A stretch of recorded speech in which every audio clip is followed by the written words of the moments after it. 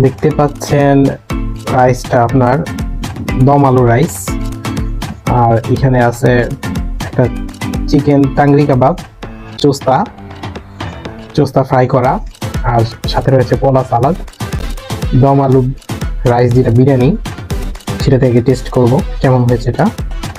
এই যে ছোট ছোট আলু দেওয়া হয়েছে, বিসমিল্লাহ। খাবারটি খেতে খুব ভালোই হয়েছে। চিকেনটা খাবো।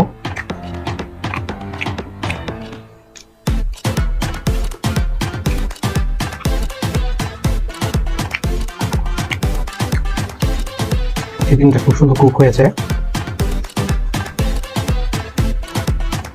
এটা হলো খাসির চোখা, অনেকটা বুড়ির মতো লাগে।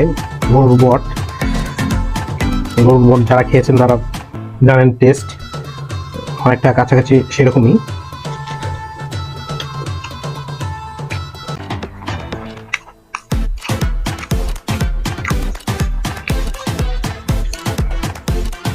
আর চোস্তার কাছ থেকে দেখতেই পাচ্ছেন চোস্তাটা কিরকম হয় দেখতে, এই দেখা যাচ্ছে।